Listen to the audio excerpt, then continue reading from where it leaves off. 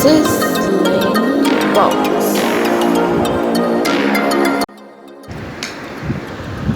हाय viewers, आज मैं आपके साथ शेयर करने जा रही हूँ काबुली पुलाव बनाने की रेसिपी, जो बहुत ही ज़्यादा टेस्टी बनता है और इजी रेसिपी है।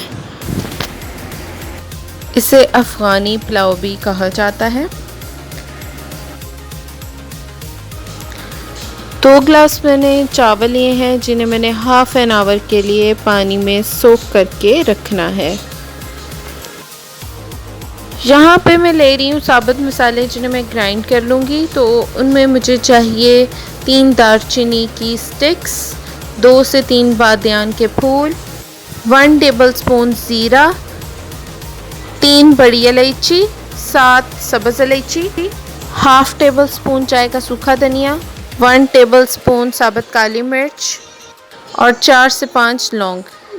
इन सारे स्पाइसेस को मैंने ग्राइंडर में डाल के ग्राइंड कर लेना है, ताकि मेरे पास ये स्पाइसेस पाउडर फॉर्म में आ जाएं।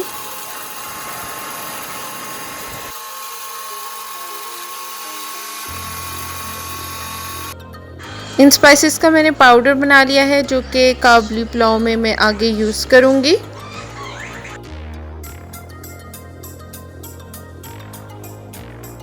मुझे चाहिए होंगे 3 प्याज, जिन्हें मैंने स्लाइसेस की शेप में काट लिया है। प्रेशर कुकर में मैं 1/4 कप ऑयल लूँगी और जब ऑयल वार्म हो जाएगा तो मैं इसमें कटा हुआ प्याज ऐड कर लूँगी। प्याज को मैं अब उस वक्त तक फ्राई करूँगी जब तक कि प्याज पिंक हो जाए। प्याज मेरे पास पिंक हो गया है, तो अब मैं इसमें ऐड करूँगी मटन। मटन जो मैंने चूज़ किया है वो बोन्स के साथ है। आपको ऐसा ही मटन चाहिए होगा काबुली पुलाव बनाने के लिए। अब मैं प्याज में मटन ऐड करूँगी और इसे अब मैं उस वक्त तक फ्राई करूँगी जब तक कि जो मटन है वो लाइट सा पिंक हो जाए। जितना आप मटन को भूनेंगे उतनी ही ये डिश अच्छी बनेगी। मटन जो है वो स्लाइटली पिंक हो गया है, तो अब मैं इसमें नमक ऐड करूँगी हस्बे ज़ायका। अब इसमें जाएगा 1 टेबलस्पून हल्दी पाउडर और जो पुलाव का मैंने स्पाइसेस पहले ग्राइंड किए थे वो इसमें अब मैं ऐड करूँगी।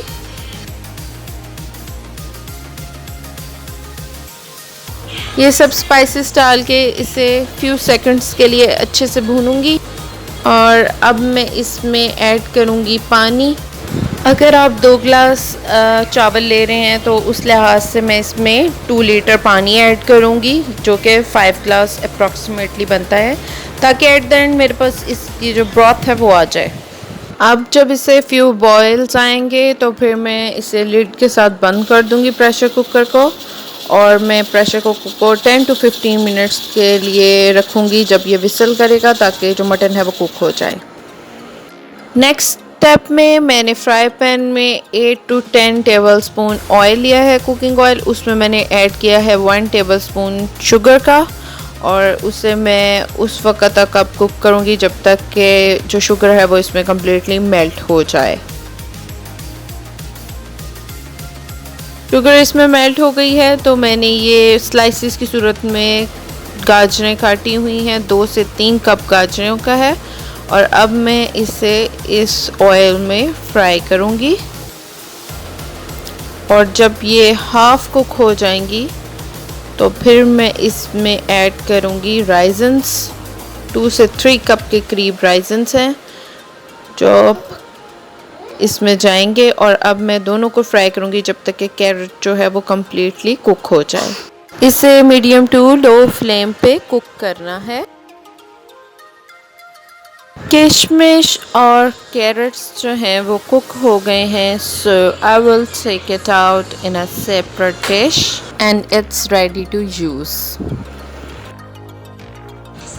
अब प्रेशर कुकर की लिड रिमूव करेंगे और जो मटन है उसे मैं अलहदा कर लूँगी ब्रॉथ से। व्यूवर्स, यू कैन सी कि मैंने मटन अलहदा कर लिया है और ये कम्प्लीटली कुक है। और अब मैं स्ट्रेनर की मदद से ब्रॉथ जो है उसे भी अलहदा कर लूँगी। और पुलाव में डालने के लिए मेरे पास ये जो यखनी है वो बिल्कुल तैयार है। अब एक अलहदा बर्तन में जिसमें मैंने चावल बनाने हैं उसमें मैं ये यखनी जो है मटन की वो ऐड करूँगी। अगर आपके पास 2 ग्लास चावल हैं तो इसमें यखनी आपको 4 ग्लास चाहिए होगी। अगर थोड़ी यखनी थिक बन गई है तो इसमें आप पानी ऐड कर लें, ताकि जो आपकी चावलों के हिसाब से जो अपनी यखनी की क्वांटिटी है वो पूरी हो जाए। अब जब जो यखनी है वो वार्म हो जाएगी तो इसमें मैं ऐड करूँगी चावल।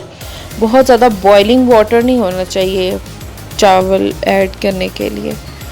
तो वार्म जब हो जाएगा पानी तो इसमें मैं चावल ऐड करूँगी जो मैंने ऑलरेडी सोक करके रखे हुए थे। और अब इस यखनी में ये चावल मैं कुक करूँगी।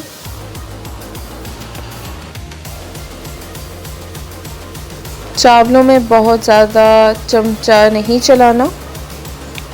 अब मैं इसमें जब ये आधे से ज़्यादा कुक हो जाए तो फिर मैं इसमें ऐड करूँगी मटन। कुक हुआ हुआ मटन है उसे मैंने ऐड किया है। जब चावल दम के करीब पहुँचेंगे, मीन्स कि इनको टाइम हो जाएगा दम देने के लिए, स्टीम देने के लिए, तो इसमें मैं ऐड करूँगी कुक हुई हुई कैरेट्स और राइजन्स, गाजरें और किशमिश ऊपर मैं इसके ऐड कर दूँगी। और फिर मैं इसे दम पे रखूँगी 5 to 10 मिनट्स के लिए on a low flame. After 10 to 15 minutes viewers, जो चावल हैं उनको दम आ गया है और काबुली पुलाव बिल्कुल रेडी है। मैं आपको चावल दिखाती हूँ। यू कैन सी कि कितने अच्छे कुक हुए हैं ये। So it's ready to serve. Viewers, ये रेसिपी ज़रूर ट्राई कीजिएगा, बहुत ही ज़्यादा डिफरेंट है और बहुत ही ज़्यादा टेस्टी बनती है। और अगर आपको रेसिपी अच्छी लगी हो तो सब्सक्राइब करें, लाइक करें और शेयर करें। And thanks for watching.